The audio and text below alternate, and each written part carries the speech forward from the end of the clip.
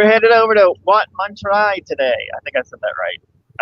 It's a lovely Wat in town. It's the last place we'll tour here in Phnom Penh, I think. Um, and yeah, just to warn everybody up front, this is going to be a travel rant episode, a travel topic, a travel frustration episode. So you can still tune in for the Wat if you like, and we're also going to get a lot of information of what's going on in travel in Southeast Asia today, rant style. This is Untethered, the channel that live streams travel and travel issues, which is what we're having today. And I'm Wesley Green, and I'm joined by Erica. Hello. And yeah, so we're headed over there now, and we're not at there. We went ahead and started the show on the trip because this is mainly going to be us discussing the issues that are going on right now. With me trying to migrate through Southeast Asia. We discussed at length in the last episode about how I got to where I'm at right now. But just as a succinct version of that, I am not leisure traveling right now. I am not here because I just thought this was a great time to get out and enjoy the beautiful scenery and sights here in Southeast Asia, and they are beautiful.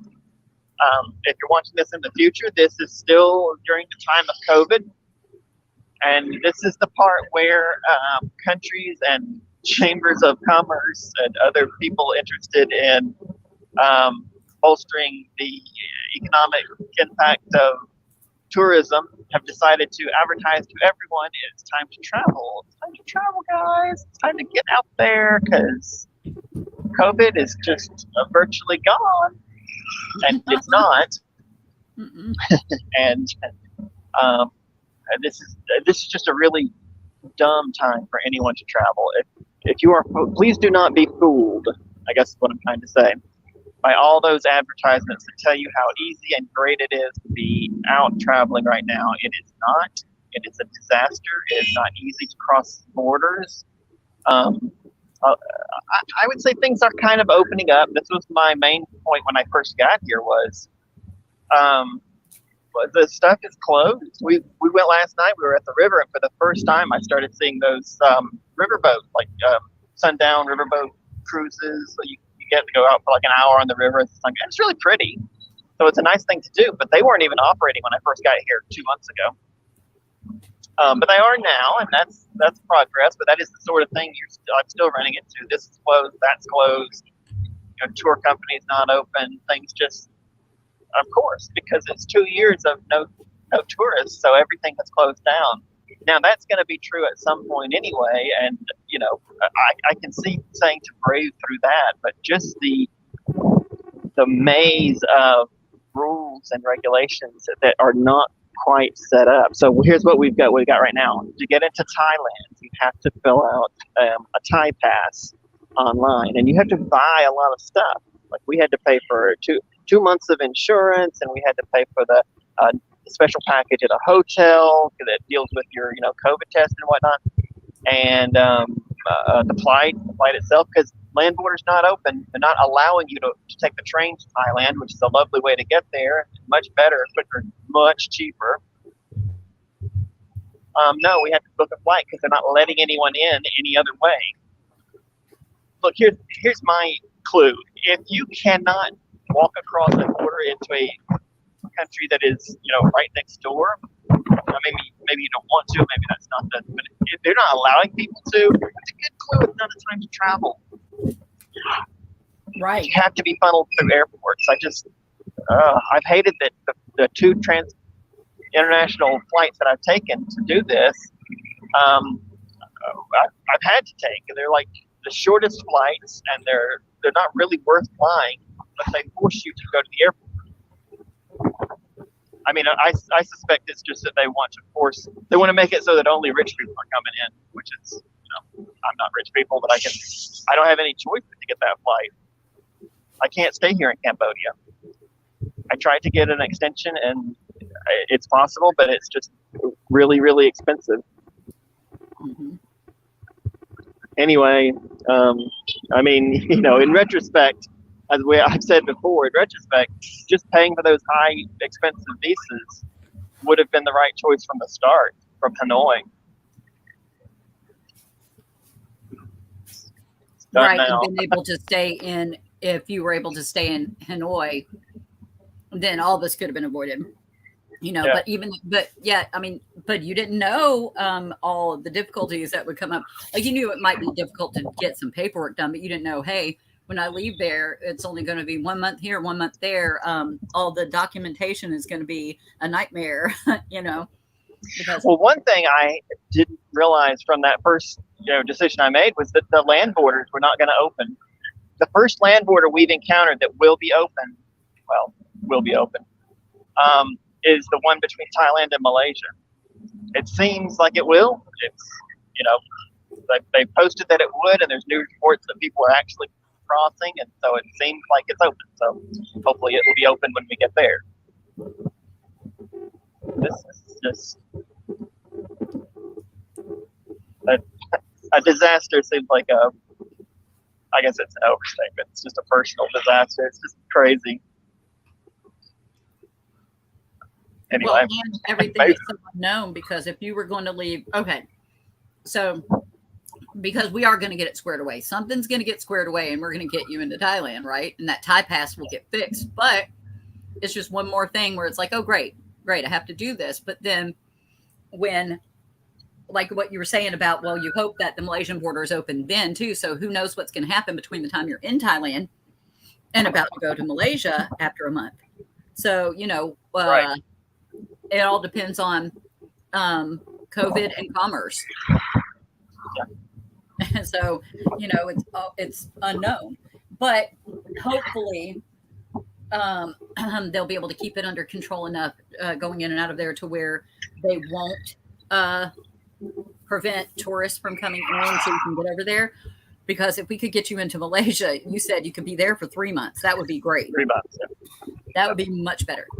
Of course, it would have been ideal if you could have stayed in Hanoi for the whole time until you get to China.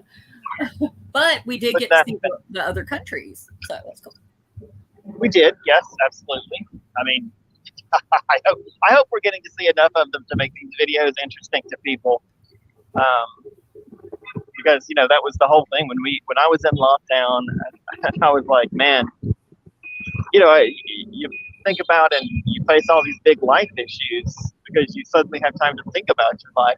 I was like, boy, I don't want to just go out. At middle age, you start thinking these things too.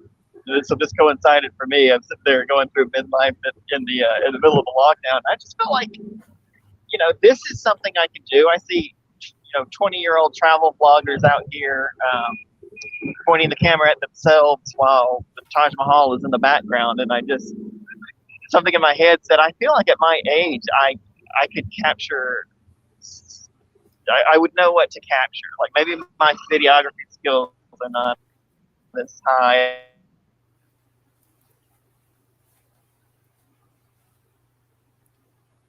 Because a lot of those online, all those YouTube bloggers, travel bloggers, they do a really good job. So they're doing a good job at what they do. But I do often go, wow, is that what you thought was the thing to show? I'm going to turn you guys around since we're here. Turn it over. How much?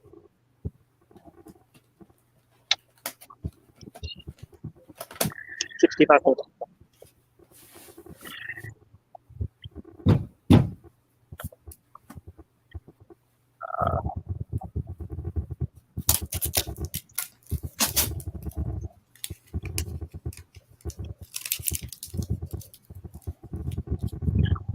Okay. Russ is right. This turns into the counting show a lot. I'm trying to focus on two different things, so I have to count out loud for the money. Thank you, Akan. Okay, now this is a what in there? I'm trying to focus on two different things, so I have to count out loud for the money. Thank you, Akan. Are you perhaps watching YouTube while you're on the show? Yeah, I just accidentally clicked on YouTube. And I was like, oh, look, I can hear Wesley twice. Caller, please turn your radio down. I was trying to close out tabs and I was like, oh, let me do this indiscreetly, but not. Except not. I'm trying to figure out the first adventure is how do I get into this wad? This said this was the popular entrance, so let's try this side. Of course, I walked away from it. I don't know why I did that. This is kind of a part of the city I haven't been to, too. That's one reason I wanted to head over here. Although I hate to say it looks the same, but big cities they do kind of do that. Exactly the same all over, but they're kind of similar.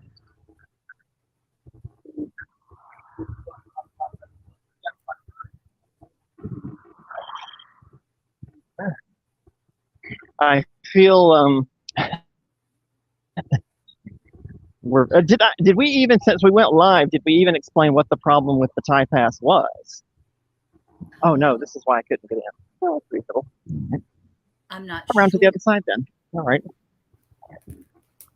If we just end up exploring the neighborhood or walking around these beautiful walls, probably ought to change to look at these walls. They're quite intricately carved.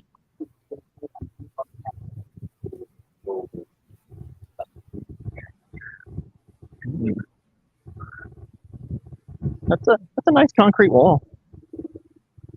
It is. Everything over there is ornate and decorated. I mean, so it is. Everything's interesting. So that's good. Mm-hmm. Yeah, I mean, Cambodia is I can't really say enough about coming here. I feel like travelers are always saying they want to find the newest unheard of place. They want to be on the cutting edge, go to the place where tourists are not. And then when given that opportunity, they don't do it. I mean, it's easy to get off that beaten path here in Cambodia. I mean, there's plenty of tourism. I don't want to make it sound like there's nobody here, but compared to places like Thailand or Vietnam, you practically got it to yourself. The irony of tourism is that tourists are always trying to avoid other tourists. Yeah, I avoid people all the time. Not just tourists, apparently. Well, no, it's kind of like when I'm here and I see other Westerners, I feel like, oh, that's a fail. I ended up in the wrong place. Yeah, you don't want to get lumped in with them like the guy at the embassy. Yeah. Yeah. I think the embassy people thought I was with him, and then he wasn't, terribly misbehaving, but he was pretty standard, spoiled American, and he had come here, and he'd been living in Thailand. That was the crazy thing. He'd been living in Thailand for at least a couple of years. I don't think he'd been there 10 years or anything like that, but at least a couple. And knew absolutely nothing about Cambodia, which is right next door. Not that he had to be an expert, but like he couldn't find on Google Translate, he couldn't find the language because I still feel like this is not the right entrance. Or maybe it is. Because he just kept looking up Cambodian, and Cambodian is not a language. The culture here is Khmer. Or Khmer, as they pronounce it. But he's using, okay, this is what's funny about it, okay? It's ironic because he's using Google Translate. So he can use Google itself and say Cambodian language and then go, oh, that's the language. I mean, what he's got there is a common sense deficit. Yeah, that's exactly. Yeah. And I think I got associated with him because he kept talking to me. And then when I went up there, they were not helpful at all. I mean, it's the visa office. All they do is give visas. And I was like, I need to get a visa. And the dude goes explaining about the Thai pass system. I'm like, great. And then that's how I get the visa? And he's like, yeah. Day one. Day two, he's like, that doesn't have anything to do with the visa. You have to fill out this form. P.S. You don't have enough time to get it. You should have come here yesterday. Mm-hmm. And he was, as we discussed, I won't go far into it, but as we discussed yesterday, he was a bit of a smartass in doing it. And I was just like, oh, so you're just being a dick. Right. Look at this thing. This is actually pretty grand. I don't know if you're getting a scale of this, but this is huge. This is way bigger than any of the ones in the central city. It is. It's nice. Look at that. Look at the details. Yeah. Look at ways from it. Well, I think they're selling mats or something. This is interesting. This I guess this is a monastery as well. A lot of times the Wat is going to be in the center of a big monastery.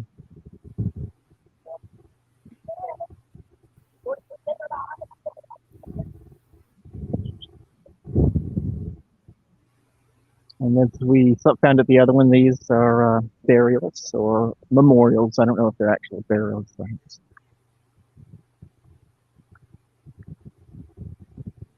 And it's too bad I couldn't get the guy at Purok to come on the show. I couldn't even get him to do it for his own restaurant, so I didn't bother to keep asking about other stuff. He's a Buddhist and he's Cambodian, and remember he sat off screen and like he would explain the dishes. And I was like, "Do you want to get on? You can send you the link and you can be a guest." He's like, "Oh no, I don't want to do it." And then after the camera was off, he was telling me, "Oh, I always really wanted to be did he say a comedian or something? I don't know, something like something where you get in front of the camera, either a comedian or a singer or something like that." And I was like, I feel like you need to get more comfortable with the camera. Right? Okay. Oh, look. Although maybe he didn't want to be associated with my brand. He's like, no, that's beneath me.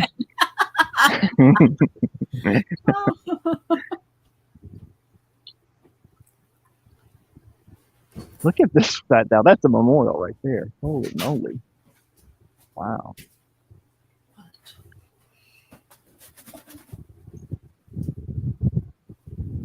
I guess when you go, there's no point in continuing to be modest.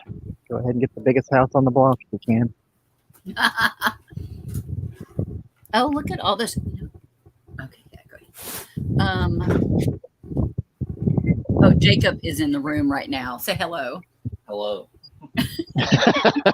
Excellent. Now that's a performance right there. Hello. He trained for this. So what are you said they were like memorials? It's not like a mausoleum, is it? Are those? Would that be what those are? What is that? Is mausoleum the right word? I mean, it's a memorial to someone. But not whether it is an urn, someone, because a mausoleum would be the person's body would be in it. It's actually in there. I don't think they are. Me and Scott talked about this, and I have not had an expert to tell us, but I don't think so. I don't think Buddhists do that, but I'm not a religion expert, and in the interim, I've honestly had plenty of time, but just had so much other on my mind, I didn't think to look it up. But I don't know what they're called. I guess it would still be called a stupa because of the shape of it. But these are like memorial stupas for important members of the monastery. Well, he's really barky. He's really barky. Yeah. Well, it says in several things you see here, there's Buddhists generally favor cremation, but embalming is allowed as well. Families choose according to their preference. And then a little further down, I see stuff about mausoleums. I don't know. So don't Buddhist monks just like sit to death like when they're ready? I mean, they just decide to. They just sleep. Well, I mean, we've seen that one monk when we were watching. Or was that your sister that showed me that Usually, really old man who was just kind of fading away, and he just sat there until he. Yeah, and they also eat and drink things that make themselves get mummified, like as they're dying. Oh wow! It's like a practice. Like I think it's an ancient practice for like monks, but they will like embalm themselves as they're dying and then be dead, like in crisscross applesauce. They die in crisscross applesauce. Like rather than just saying they're crossing their legs, you're like, but you didn't do any stuff. Okay, so I'll find a little bit more about it because that would be interesting to know what if inside of those things, since it's a memorial, since they favor cremation, I wonder if it's their urns that are in those. That's what I was thinking. That's what you would put in there. And also, I've seen plenty that have like husband and wife pictures. Because they're not all monks; they're just people that are important to the monastery. Now, these have a lot of what is that? Ribbons? Yeah. Mm-hmm. So this is kind of like what we saw at the killing fields, where they have memorializing type things, like some kind of a ribbon to memorialize the dead, or is That's right. Yeah. Almost stepped on some rice. Oh. Somebody's drying their rice right here.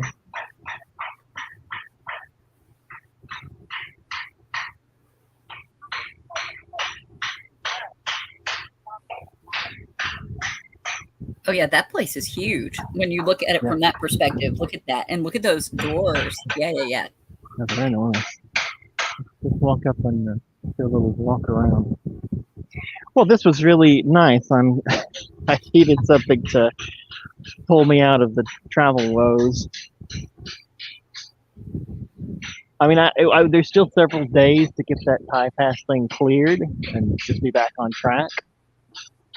Yeah, and another thing, they may say that it's denied right now, but then you're just waiting, and it may take the hotel more than one day, one full 24-hour session to like send the information to them or collaborate with them. You know what I mean? That's going to be a full day of them getting emails from me and calls. This is going to be nonstop. And I sent the first email just before I left. As I was putting it together. I sent it off, and I put at the end of it, I will be repeatedly contacting you until this gets resolved. Because this is not okay. Maybe it's not their fault, but if they're the ones that need to get on top of things, they need to do it now. Next Monday is too late. Yeah, and wait, is it still like time escapes me between what yours and mine is over here? Like it's Thursday. It's Friday morning. Friday. Okay, so they have today. Literally, that's it. That's all they have. Because I know they're open on the weekends, the hotels, but these governmental offices are not probably. Well, that's the only thing maybe is that will save us is that this is an automated system, and it's just going through some sort of a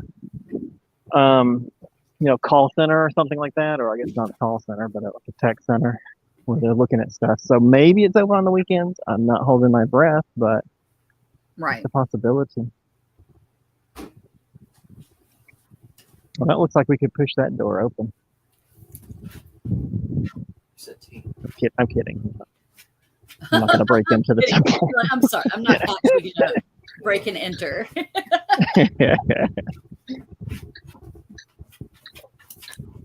I imagine if they wanted you in, they would have the door standing open.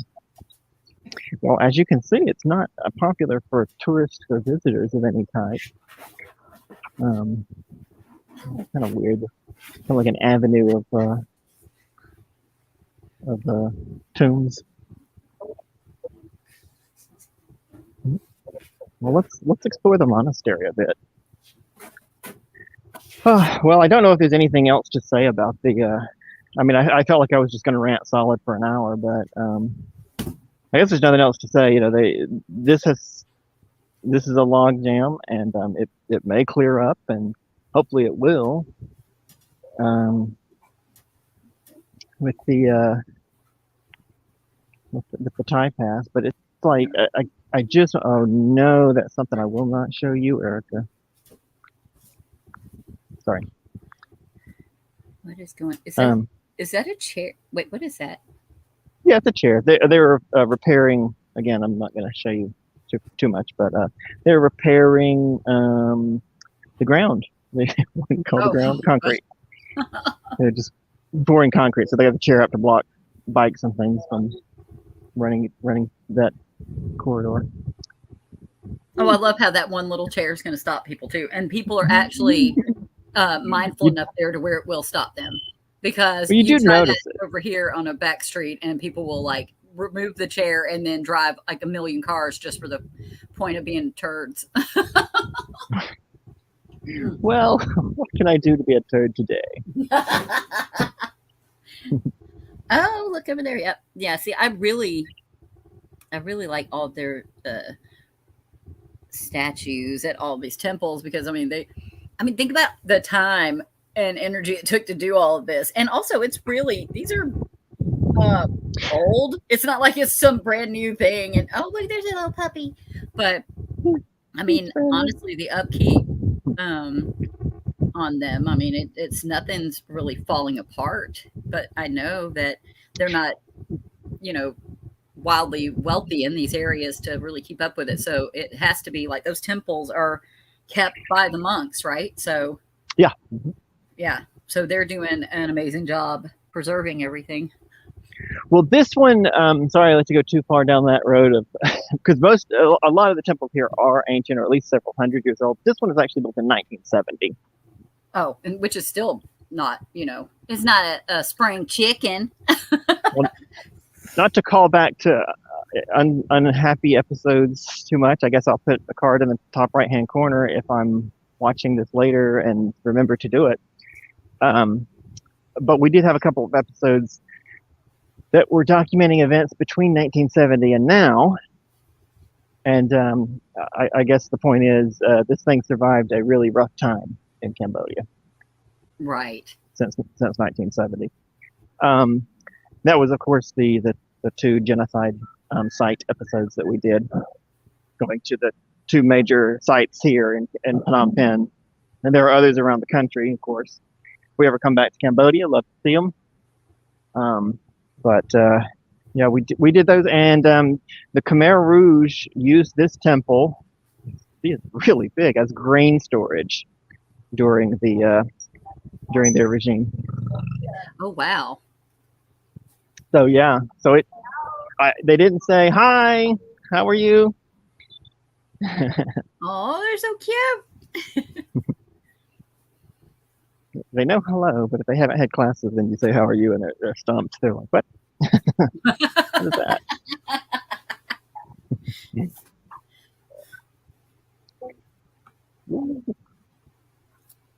Well, all of this, I just feel like at least once an episode we should remind people what we're doing and what the goal is here. And all of this is hopefully leading up to a return to China for me. And, those kids just reminded me of that because I'm a teacher, English teacher. And, I assume you can see occasionally my screen freezes bizarrely. I had a nice shot of the temple, and I realized I was walking down a street. So I said, I don't think that's right. Anyway, this building looks really nice. I don't know what it is. Maybe just housing, but they're working on it. It's new or being renovated. Back up to get the roof. Got an elaborate roof.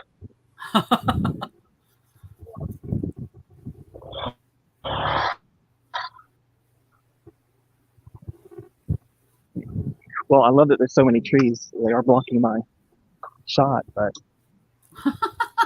it does make things cool. Well, you can't see much of it. Anyway, yeah, so maybe there'll be some. I feel like when we get to China, there'll be more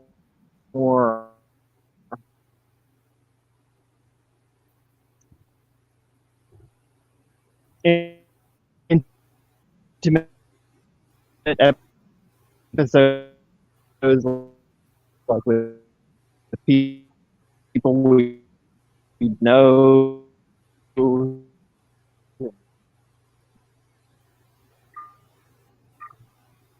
maybe I can get some friends to come on calls in, but it's not a big tourist site for foreigners, but it does have one big festival first week of June, so I'm just crossing fingers that we can get there before then. Also, if we can't, I will have long run out of money in. I don't know if there's anything that could save me this time. My dad's already said he's not gonna help anymore. He's like, yeah, that's it. So that's why I keep pushing everybody to look at the Patreon, but to be honest, except for you and Scott, I can't even get people I knew very well in China to, not like foreigners. Well, actually, I think they can look at Patreon, but just to look at the video. If you're in China, you can't watch YouTube, so I don't really expect them to donate to a channel they can't watch. Right. Oh yeah, I forgot about that. Yeah, but I know plenty of foreigners that are back in England or their respective countries now, and yeah, not a lot of people watching. Oh well. Anyway, to be fair, that if anything does go sideways and things do go wrong at some point in time, that your dad can help a little bit again, because it's not like you're trying to be stuck or right. Well, and like I said, like he sent me a big chunk of cash to get. Well, we thought we were getting a job, and then that didn't pan out. But he did send me a big chunk of cash at one time, and along with the standard, maybe it's time to come back to the United States. And I was like, I checked flights to the U.S. and he'd already sent it, so I didn't want to start an argument. But I was like, you would have had to send almost twice as much for the flight to get back. Yeah, just to get back here to the States. And then after that, you don't have anywhere to be. Like, I know we've mentioned it before, but it's the best thing for you is to get to China. Right. Yeah. Well, absolutely. That's the best thing. The real question is, what's the best way to wait on that? And I don't rule out that it would have, that sitting in the U.S. would have been an option, but unless I'm going to lie to every potential employer, and maybe that is what he wants me to do. There's not a lot of places you can work where you're like, yeah, I'm going to leave in about as soon as I possibly can. Well, also, even being able to lie to someone over here, it is not that easy to get a job. I know I said it before, but it is not as easy as people think. And right. For you to have gainful employment and a home and transportation, it's just not as viable as you being where you are right now.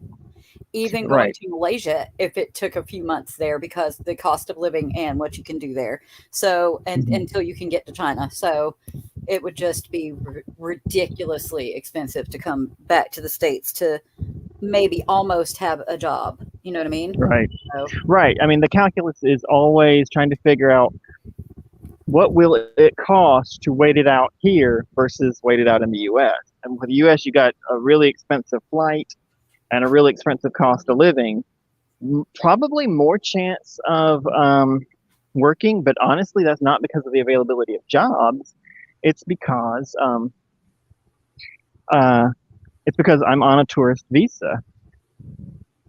Like there are plenty of jobs here, but they don't want to hire somebody on a tourist visa because then they have to pay to switch it. They don't want to hire somebody who might leave in a couple months, and they put you under contract here, which, it's not like you'll be stopped at the airport from leaving, but I would rather not be liable for repayment of some violation of contract if I ever come back to the country. Right. And also, you just don't want to lie to them, period. I don't want to lie. You're right. Yeah. Right. I don't want to screw people over, especially since, like, the guy who sent me the pictures of the school that I ended up not going to because it cost too much money to be able to work there. Well, also because of the whole, guy on a bike taking my money thing. But right. That school, it looked really sweet. They were a poor school. He had a couple of teachers teaching a bunch of kids in a small town way out in Western Cambodia. I don't want to screw somebody like that over. Like, assuming he's not scamming me, which is a possibility. But if he's not, then he's, honestly just trying to run a school for a village of very poor people. I mean, not a village, but a town of very poor people, who are just trying to get an English education. And then I'm gonna zip in and be like, "Thanks for the grub," and I'm out. It's not grub, it's housing, but thanks for the grub sounded better. Right. But like, thanks for the housing for a month, and here's a couple of lessons, and now I'm out. I don't want to do that. Of course, I shouldn't rule it out because I'm trying to get by. And I'll tell you what was great about Vietnam was I was able to work there for the full year. It was almost exactly a year from the time we got out of lockdown in 2020 to the time we went back into lockdown in 2021. It's almost a full year. I was able to work a full year like there was no full-time job involved. I was just able to pick up a class here or there. That's one reason why I wanted to be able to get back into Vietnam, because as soon as Hanoi schools do open, I'm absolutely certain I can get some income. Right. And you have a contact there and you have a place to be. Yeah. If I wanted to stay there long term, I have no doubt I would be able to. I have a job offer there in Hanoi, but how much would the only way you can get in is if you had a business or something like that, or like a work visa, or they're not even letting that happen right now? Well, I was told that is happening, but I have no idea how that would go. When I was at the office, they were telling me that no tourist visas. There were a lot of people there, Chinese people, that were trying to get business visas. And so that seemed to be happening. I mean, not for those people at that moment, because they were all having trouble, but that's why they were hanging out in the office. But that seemed to be a process that was going. So I assume I could get in if I had the job. But I can't have the job until the school opens. Like, they're not going to... I have a contract, an uncompleted contract offer from 2 years ago. Oh, that's right. And the school wouldn't even open there until the fall. That's right. I think that's going to happen. I don't think they're going to do a summer session or something. They are just going to let it coast into the fall. And I might be convinced of a summer session if we didn't know there was another wave of COVID coming. Right. I mean, but I don't think it's booming everywhere already in various areas. And yeah. Mm-hmm. Honestly, I think that's why there was so much advertisement. Come to Vietnam. We're open. Vietnam's open. YouTube videos. Here's how you get into Vietnam. It's open and everything's great. And then you go and they say no. I think it's because those ads are created. They're put in the pipe a long time ago, at least a few weeks ago, when it seemed things were getting better. And now, then Vietnam is on the downslope of one spike, and there's another one coming soon. I think they said, nah, scratch that. We ain't doing that. It's like you said, like the things are changing too quickly to make plans 2 or 3 weeks ahead of time, which is another reason it was so frustrating for the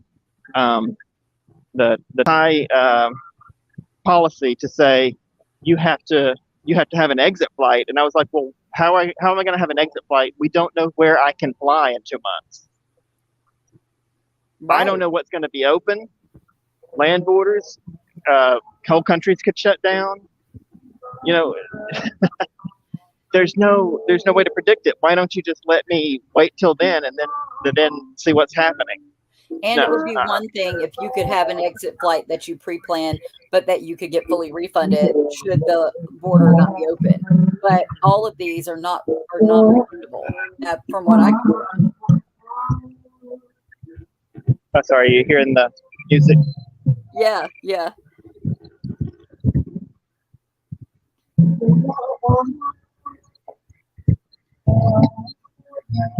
just wanted to make sure this box was for money.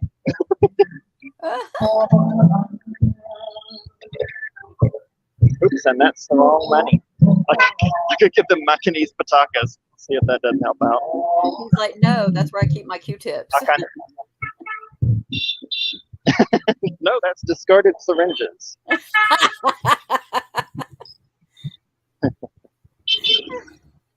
Did you hear his music, or did I pay him for nothing? I mean, I could. You paid him for something. He's out there trying to earn a living at least. But no, Oh, okay. I could just hear like bass. It sounded like it was coming from the tuk-tuks, like somebody was like blasting a little bit of like just I don't know. All I could hear was a deep bass sound. Were they blasting a little bit of Monica in your something? Hey, my name is in that. It a little bit is by my side. Mm-hmm. Well, you know what? The light's about to change. I'll get run over, I'm sure. But standing around in the sun is bad. Also, you really can't go by the lights. A lot of them are not, timed. It looks just like they're there for looks. The cross light.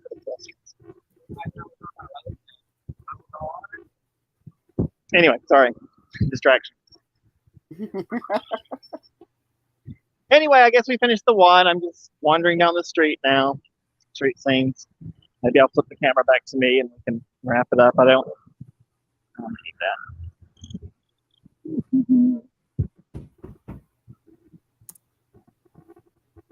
Yeah. All right, guys. Well, thanks for tuning in. I hope you enjoyed the watch and the rant. And the what and the rant. The watch and the rant. It's an old tale. A tale as old as Danielle time. Steele. Oh, Danielle. Oh, sorry. Oh, I went in a different direction. Yeah.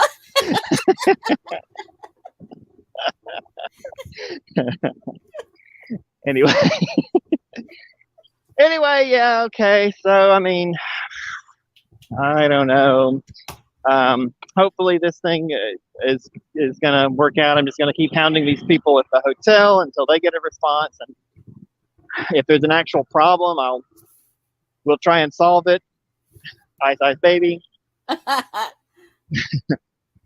But yeah, this is travel right now. I guess that's the real thing I want to capture on the channel for anybody. Man, do not subject yourself to this. Just take some advice from someone out here doing it right now. Whatever's in your local area, a nice state park with not many people in it, or national park if you live in that part of the country.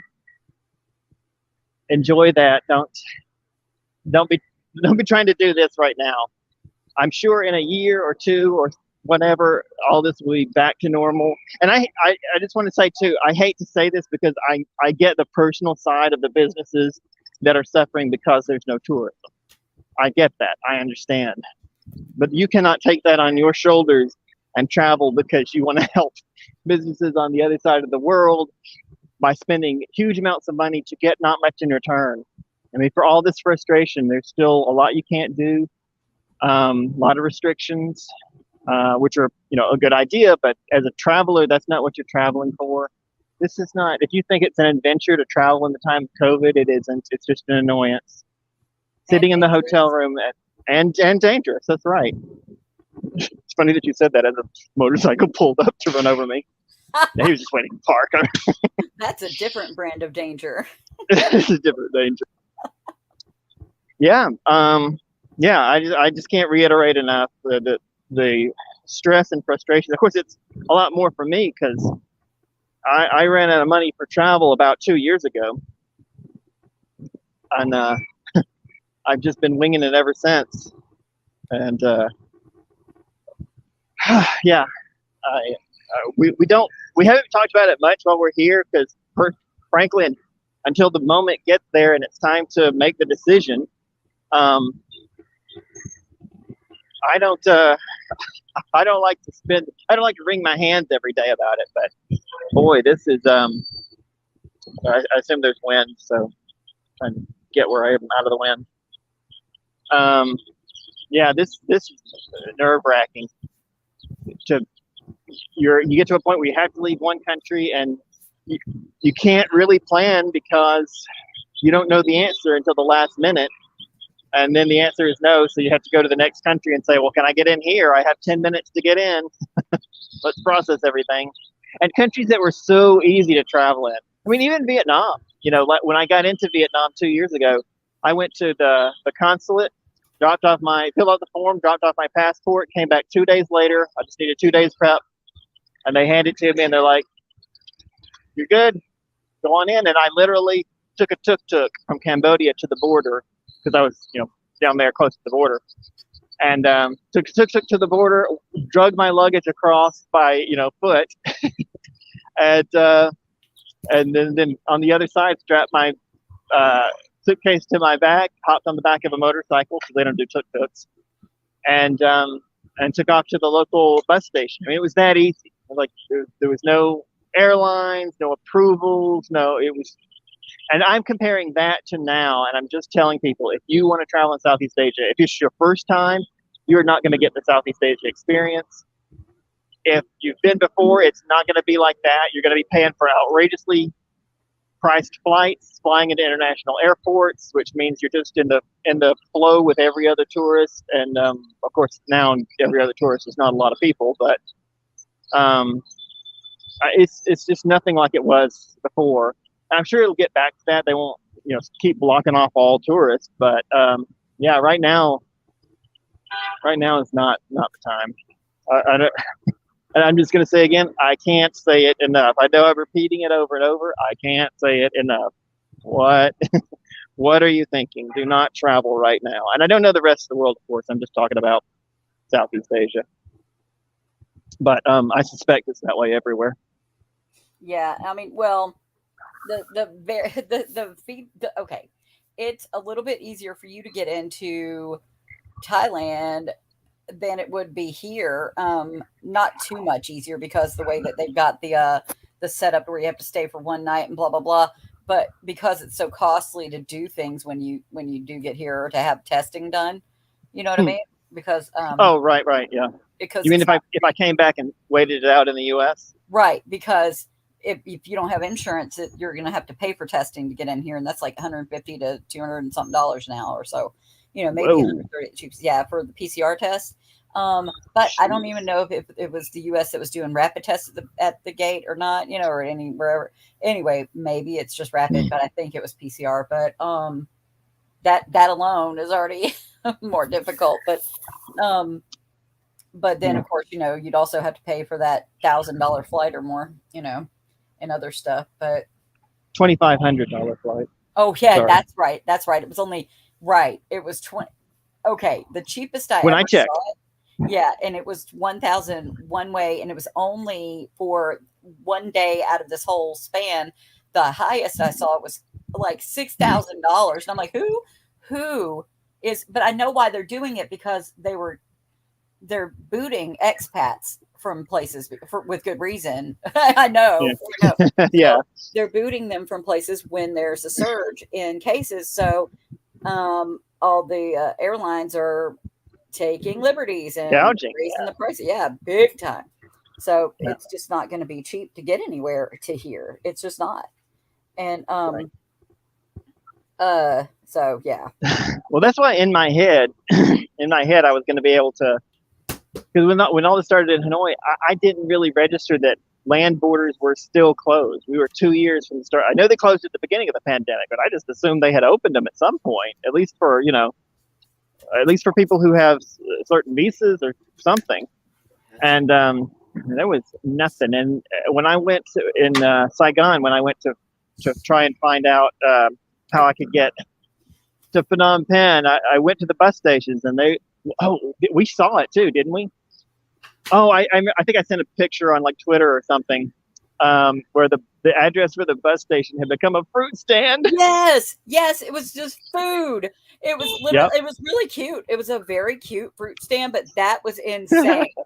It was like, they were like, nope, no buses. Here's fruit, and that's literally what it was. And, oh my God! Because what you could find what bus routes they used to have, and you could see what the buses used to look like, but there was not going to be any bussing. And I did ask at a couple of other places that were, because domestic buses are running, so not every bus had closed down, but the ones that were all or mostly international, it looked like they were gone, because 2 years of no business, no company can survive that. No. And so I feel bad for them, and I do like how they innovatively changed it to a fruit sell some fruit instead. I hope it's the same owner. He's just like, fuck the buses, let's go sell fruit instead. But yeah, I mean, that's what I've been running into. So everything, and I'm going to get conspiracy theorist on you here for just a second.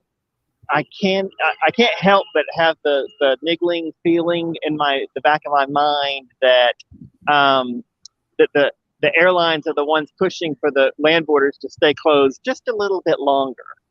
Oh, that would not even be a conspiracy. That sounds about right. You know that our airlines here I know American Airlines our public policy regarding COVID.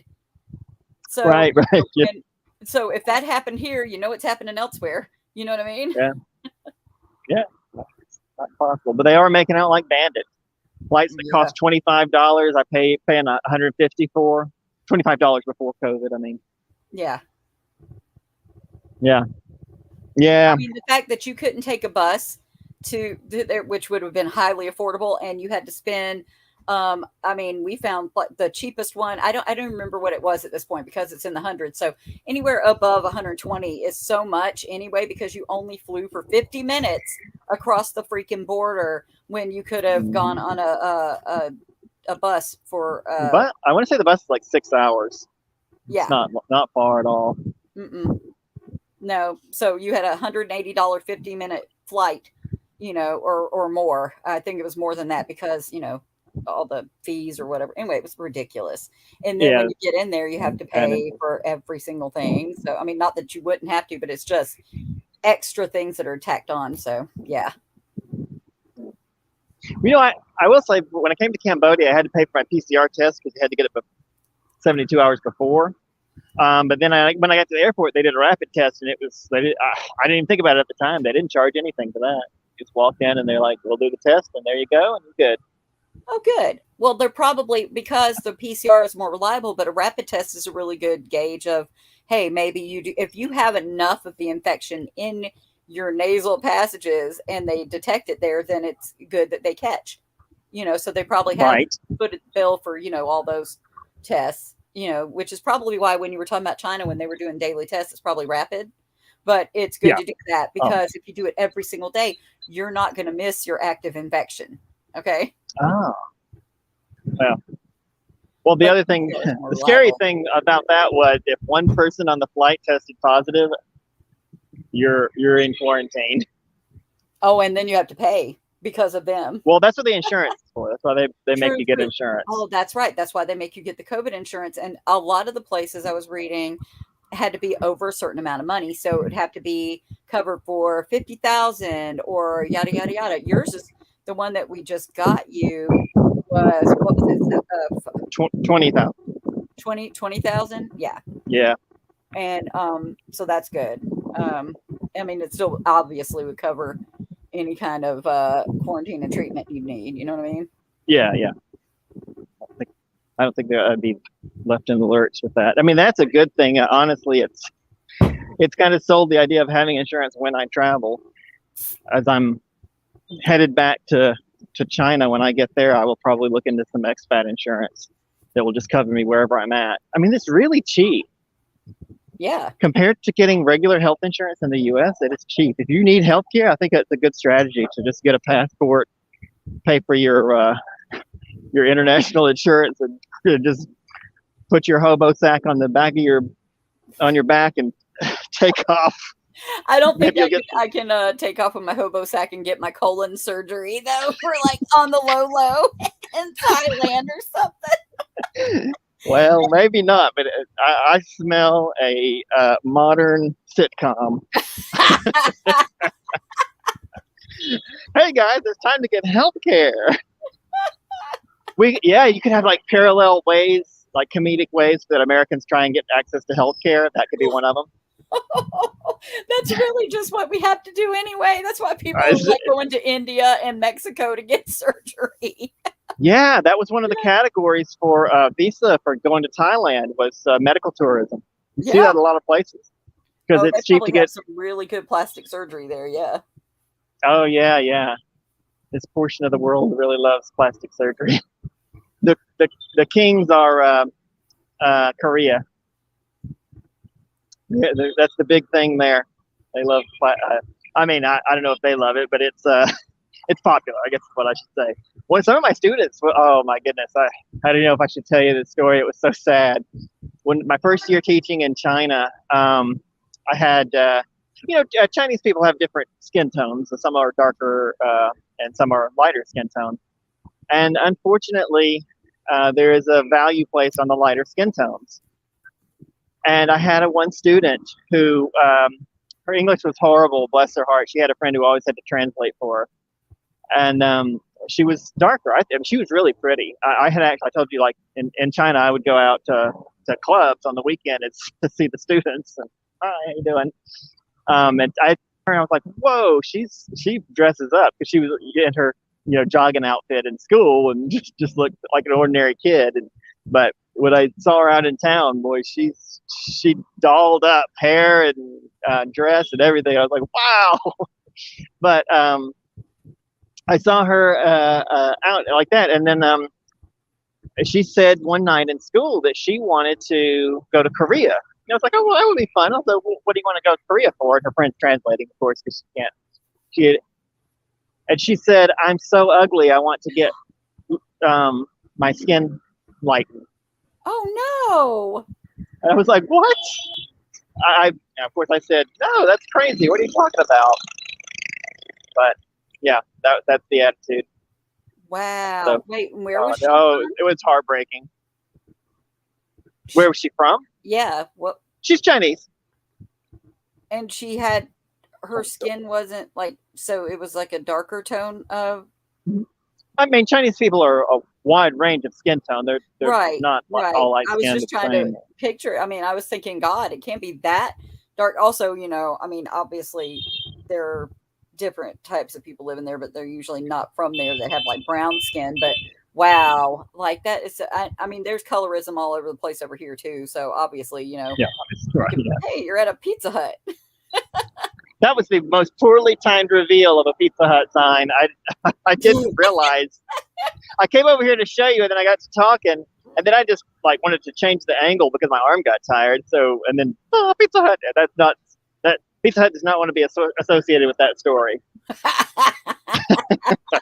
Colorism is bad, guys, and also your skin is beautiful, whatever shade it is, and also don't feed into the beauty industry in those terms. But if it makes you feel better, fine. But still, you're not. Well, that's the thing. Like, what do you tell her to do?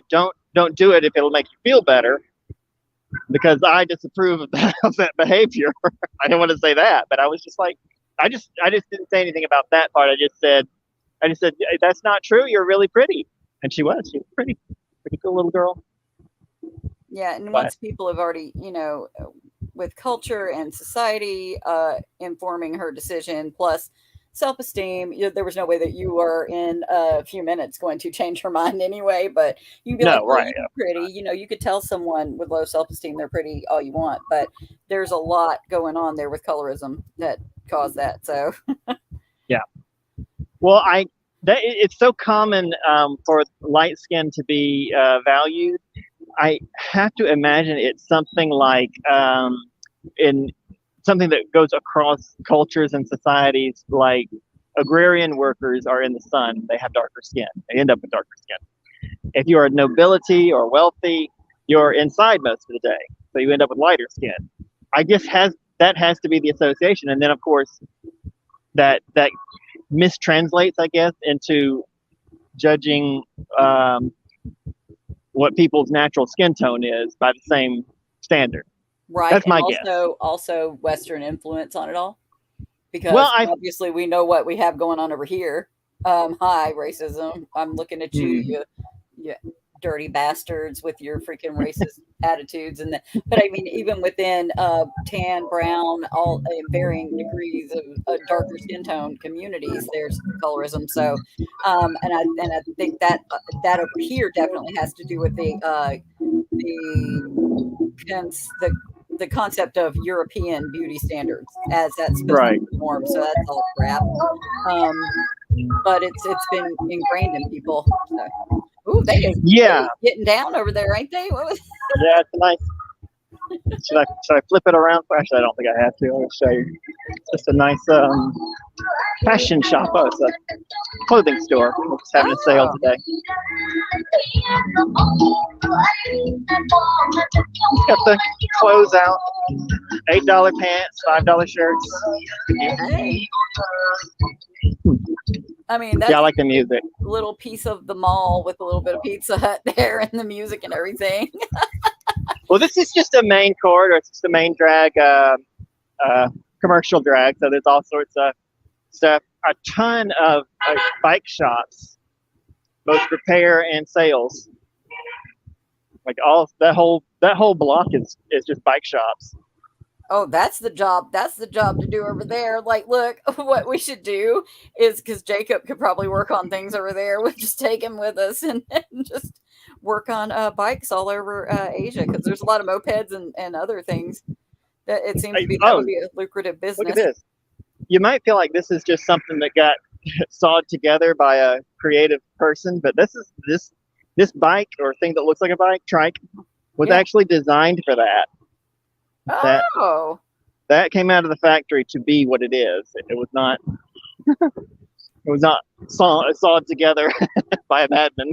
So what was that? Is that like a tuk-tuk, but it's like a delivery, not a regular delivery, but like a like you could have packages in it or something.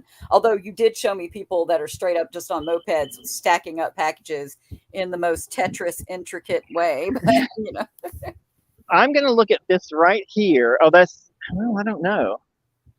I don't think that's part of the engine. I feel like that's coolant. I think it looks like a cooler. I'm not inside of it, but it looks like so they're delivering like frozen meals or okay. beer, cold beer, keeping beer cold, something like that. Yeah, that's so there's all sorts of stuff like that. Yeah, if he's good at that kind of stuff, and not to bring it again to the sad episodes from this week, but one of the things I was trying to point out was that when they said, during Khmer Rouge, the intellectuals were targeted or educated people were targeted. They were also targeting people with just training. So they were wiping out, auto mechanics and people who just knew how to do anything. Right, anything technical, any kind of skills that wasn't farm and outdoor agrarian related things. They were out. Yeah, they killed them. Yeah. Yeah. So Jacob might instead of coming here to do that kind of stuff, come here to teach that kind of stuff. Yeah. Oh yeah. And that is still needed. He's really what? Oh, yeah, no, that's definitely needed. And he's really good at it. He's really good at teaching what he's learned. So, Oh, yeah, that would be good then, because it seems like 40 years is just like, how come they haven't recovered yet? But the thing is, when you think about teaching the next generation something, you're talking about growth, exponential growth. And if you ever see one of those hockey chart graphs that goes along very flat for a long time, and then at some point it turns up. But it takes a long time to get to the point where you're actually got a lot of growth in an area. And once you do, you have plenty of people, but I don't think they've gotten to the point where a lot of categories of skill are in high numbers here. Right, because it was not that long ago, like you're saying, right. Like 40 years ago. Well, so I keep saying 40 years, but it was 40 years. Yeah. So it ended in 1979. That's a little over 40 years ago. But that's two generations. You can have two generations in that. So how do you replace your country's entire skilled workforce in that amount of time? It's not possible. Right. And especially when you're starting off with almost no one to do it. So if you're talking about plumbers, electricians, mechanics, those types of things, they don't have a lot here. And that's why when I saw this Chinese-backed construction, Chinese investment and construction, you could tell it's a Chinese construction company because they've got the Chinese characters on there. At first I thought, well, they ought to be employing Cambodians because there's a big thing in the news, mostly for Sihanouk, but I'm sure it's Phnom Penh too, about how the Chinese companies are bringing in their own workers. They're not employing Cambodians as much. At first, I was like, yeah, what are they doing that for? And then it occurred to me that half the stuff that needs to be done, there's just not the skilled labor force here to do it. No. Yeah. Okay. Anyway, we have rambled on. We're over an hour now, and I enjoyed it because I needed to vent about this travel stuff, and I'll try and update Twitter. In fact, this happened when I got up this morning, so I didn't send a tweet out, but I will. I'll update Twitter on the situation, and maybe I'll get back and find that there's not an email because I would get it here on the this machine that I'm looking at. But maybe they'll send me one a little later today, and this will clear up, and maybe not. And just let that be a lesson to anybody who's watching. Once again, stay at home. Go to a state park. Enjoy some outdoors areas with no people in them, and don't subject yourself to this torture now. I love travel and I love Southeast Asia, and I want everyone who thinks they might enjoy it to come. I just don't want them to come right now. Give it a year or two. Mm-hmm. Because it's not what the advertisements are trying to convince you. It's not. If things are not normal, things are not open. Things are untethered. Yes. That's the name of the show. All right, Erica, if you want to hang around, I'm not going to do an after show, but if you want to hang around, we can chat on this machine, on this software after the credits. Yes, let's do. All right. Thanks to guys. Thanks to you guys for watching. And let's run down the list. If you made it this far, like, subscribe, share with your friends. Check out the Patreon. We got some great merch in the Patreon. You're missing out if you're not getting this coffee cup and whatnot. And what else? Enjoy the next video. Jag är där och de här kommer då se upp som personer som tar över. Jag är med sig